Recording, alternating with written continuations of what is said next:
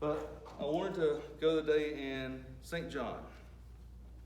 This is a message that's given in both Matthew 26, it's Mark 14, and here is John chapter 12.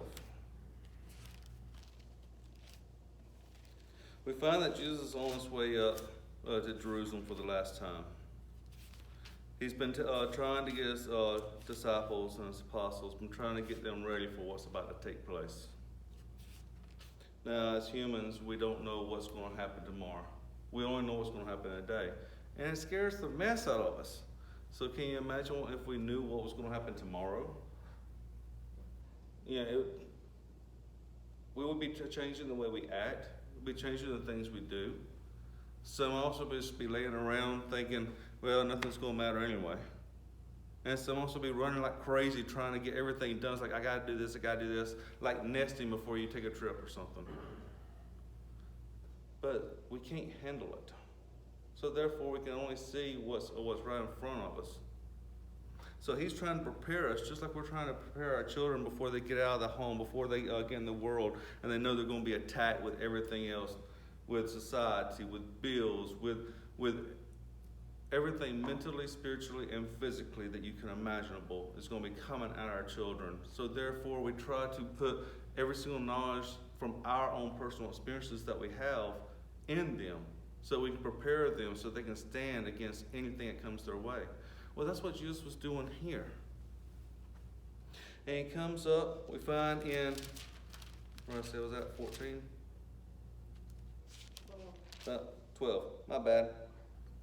Well, and right before that, in John 11, that's where he raises Lazarus from the grave.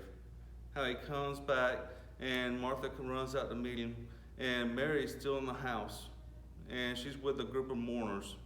And and then whenever Martha sees him and comes back and gets Mary, she comes like, if you were here, you could save him.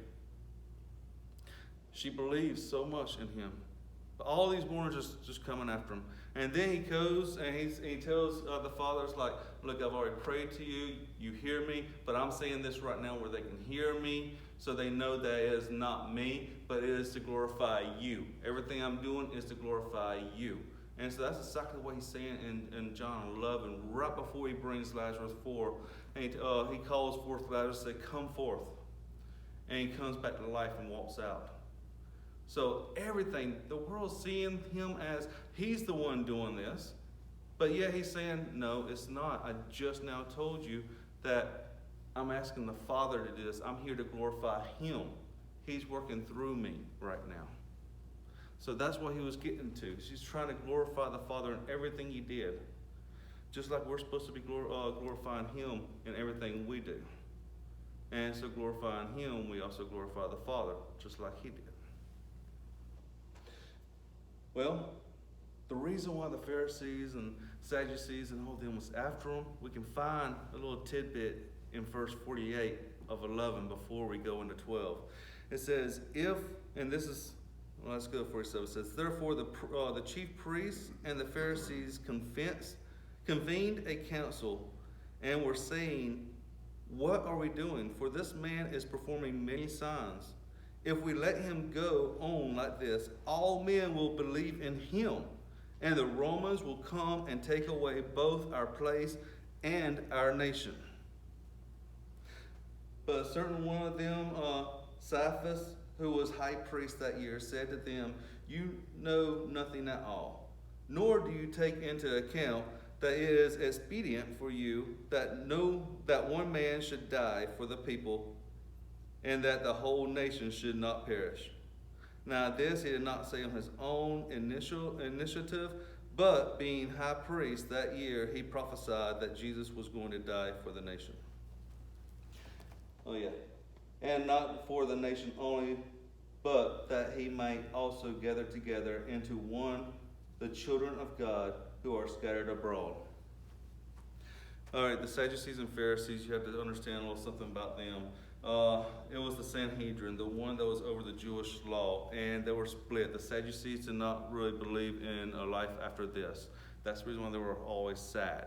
You know, I mean, it's like they love to, like, we're supposed to be living this way and everything, but they were getting their wealth, they were getting the comfort, they were getting praise, attention, all that, and they were the ones that had the majority of the Sanhedrin. So they were the ones that would be like the chief priests, and then the fathers, the families above that would be the ones that they would go to after the one in office. They were more your political bunch that wanted to remain in the political office of that time. And then you had the Pharisees. Now the Pharisees, they were going around, and their main focus was, we want to keep the letter of the law. We want to keep the letter of the law that was given to us by God. This right here is our heritage. We don't care who's over us. We don't care what they do. As long as they allow us to continue to practice like God has ordained many 1,500 years ago, then we're good. So you have two of these that's coming together. Now the Sadducees. Josephus even wrote about how they talk so roughly to one another and so arrogant to one another, like putting them down. And he was a Jew. In the beginning, when he wasn't a believer, no, I don't know if he became a believer at the end of his life, but he was a full Jew. And so he wrote how the Sadducees talked so roughly to one another.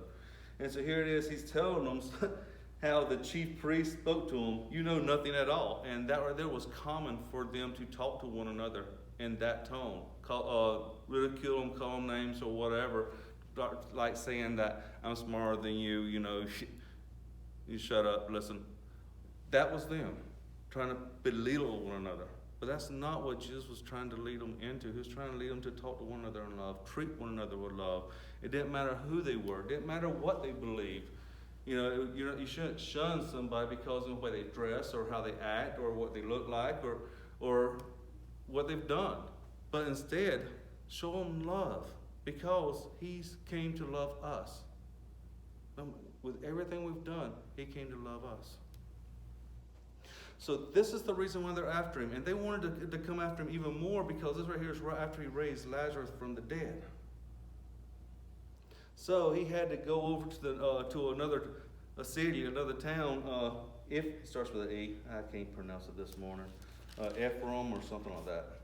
But it was a short distance away, and he went over there and waited for close to the Passover because it was coming near. So that's when we pick up in chapter 12. St. John chapter 12 says, Jesus therefore 6 days before the Passover came to Bethany where Lazarus was, whom Jesus had raised from the dead. So they made him a supper there, and Martha was serving, but Lazarus was one of those reclining at the table with him. Mary therefore took a pound of very costly perfume of pure nard and anointed the feet of Jesus and wiped his feet with her hair. And the house was filled with the fragrance of the perfume. But Judas Iscariot, one of his disciples, who was intending to betray him, said, why was this perfume not sold for 300 denarii and given to poor people? Now, he said this not because he was concerned about the poor, but because he was a thief, and as he had the money box, he used to pilfer what was put into it. Jesus therefore said, let her alone, in order that she may keep it for the day of my burial. For the poor you always have with you, but you do not always have me. The great multitude therefore of the Jews learned that he was there, and they came not for Jesus' sake only, but that they might also see Lazarus, whom he raised from the dead. But the chief priests took counsel that they might put Lazarus to death also, because on account of him many of the Jews were going away and were believing in Jesus. All right. I was drawn to that this week. That's a lot of humbling that Mary was showing. We find several accounts where Jesus comes and they speak of Mary, Martha, and Jesus. first account that it gives, Martha's in there working, trying to get all the food ready, but Mary is in there trying to listen devoutly to Jesus, trying to learn. And so she goes to him. It's like, will you please tell her to help me? I'm burdened down. And it's like, there's some things more important than all that. This you're not going to have. It's the food that's going to last. In other words, come, get some yourself. And then you have the death of their brother. And they're like, we know that you can save him. And then we come to after he's already raised Lazarus, and she's coming out with perfume. Martha's still in there trying to take care of people. She's still the one that is doing the work, trying to prepare the food and trying to serve. And it's like Jesus is an honored guest here. And so she brings out this perfume, this alabaster box. And the box would be a bottle of perfume of this nard. It's a aromatic fragrance that's made from a root of a plant that comes in the mountains of India. So it would be very expensive to get. It's something that would, if your family has it, it would esteem you of a higher status than most people. The alabaster vases, it'll have this long neck on it that will be sealed. So you break the long neck off whenever you use it, and you can't stop it back up because you already broke the bottle that it's going to be in. So as long as you have it, it's very valuable. So you're only going to break that neck and seal it whenever it's something that means like it's so much greater than what this is worth. A denaro, or a pence, or a penny, as they would call it in that time, all three terms, depending on what translation you're using, it represents one whole day's salary of a common worker. So whenever, being they can't work on Sabbath days, they cannot work on holy days, and so some holy days, then you're looking at 300 being like a whole year's salary. Normally we'll say 11 months, but because you cannot work on those days, it stretches all the way out to a year's salary. So this one bottle of perfume, he's saying that could be a whole year's salary. People didn't just go around there. Now here's another thing. This type of anointment that she's doing to him, it was usually preserved for a Messiah, the chosen one, a high priest, or a king. You didn't waste it because it was so valuable. So she is giving up the status that her family would have by having and possessing this. And she is donating it and anointing Jesus. Then she's getting down and she's using her hair, which for a female, especially if she's not married yet, this is her glory. This is like, if you take everything else, this right here is what God has blessed her and has glorified her with in that time frame as well. And she's using her hair and washing his feet with this oil in her hair. She is emptying herself of anything valuable in this life, saying, you are my God.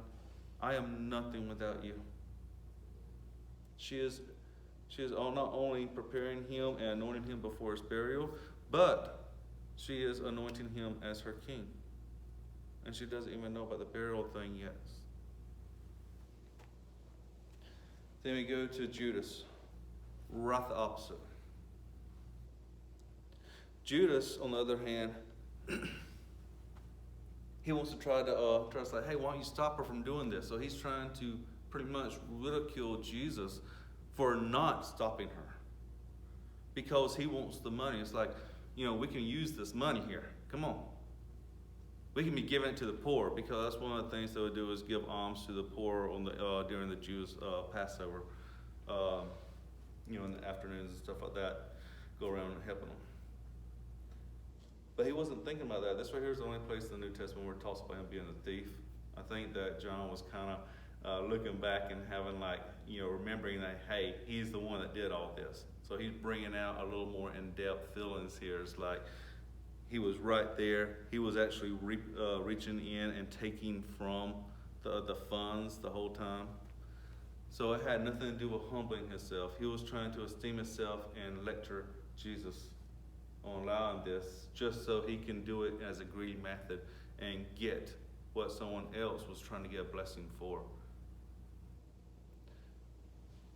Then he turns around, and whenever Jesus stops him and said, hey, leave her alone, we find over in Mark 14, that time, that's whenever he's finally like, just like, no, I'm going to go sell him now.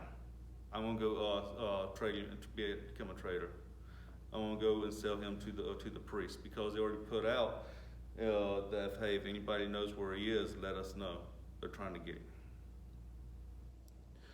We find out that he goes and sells Jesus over to him for 30 pieces of silver. Here's what's significant about 30 pieces of silver, though. You see how Mary has esteemed him as a king with the oil? 30 pieces of silver from Exodus is how much you would give a slave owner if your oxen was to gore one of his slaves, male or female, and they were to put to death. You would give them 30 pieces of silver in place of the slave. Mary is exalting him as king. He is putting him down to the lowest level he can for his pride, to get what he wants in this life. During this time, we find the very first verse that Jesus, therefore, 6 days before the Passover.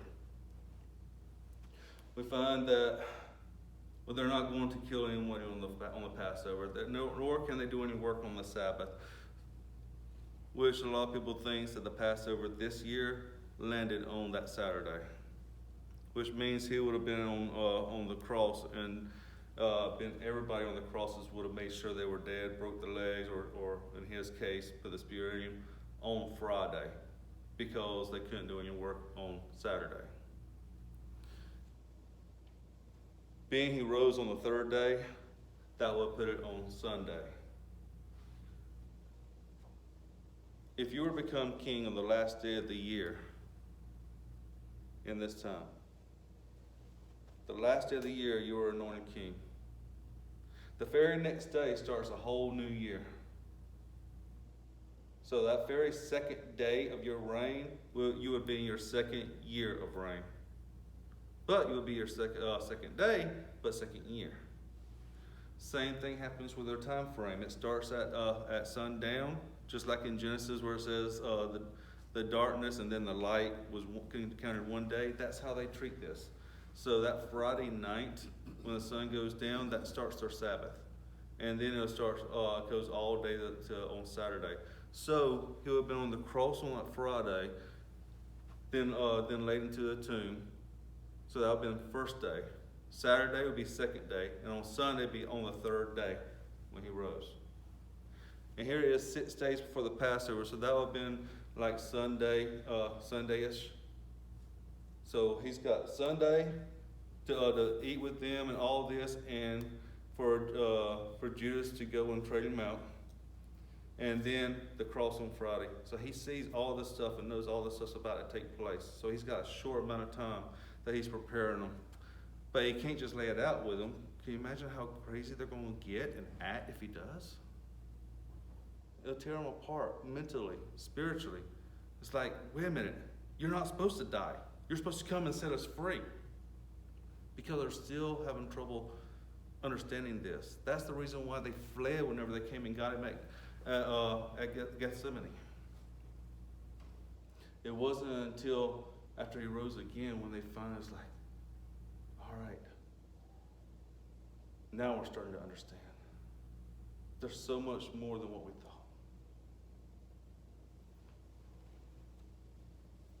And even after this, the last point I wanted to make in that. You see, the multitude was coming after him. But it wasn't for Jesus that they were coming. They were coming because of the miracle that he had did for Lazarus. And that's so here's the reason why one of the priests, one of the Pharisees, Sadducees, why they were all trying to come after him and get rid of him. He did this miraculous event that could only come from God. And he's putting himself on equal status of God. So therefore, they're all going to be going to him. But they weren't going to him as a God, as the God. They were going after him because of the miracles that he's been doing. So many times we want to chase the blessing instead of the one that gives the blessing. So many times I'm praying that God gives me a blessing. I need to stop and wonder, am I really chasing him because I want a blessing? Or am I chasing him because he is my God? Because I will stand accountable to him at the end of this day. Because he sees what's going to happen. I might be in a turmoil right now in order to walk beside someone that's been in that turmoil and walk with them out. I don't know.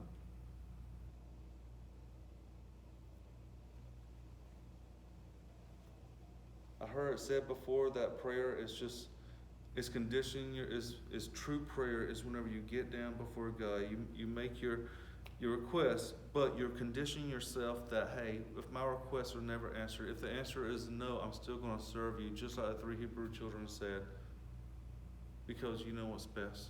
But I'm laying all this in your hands.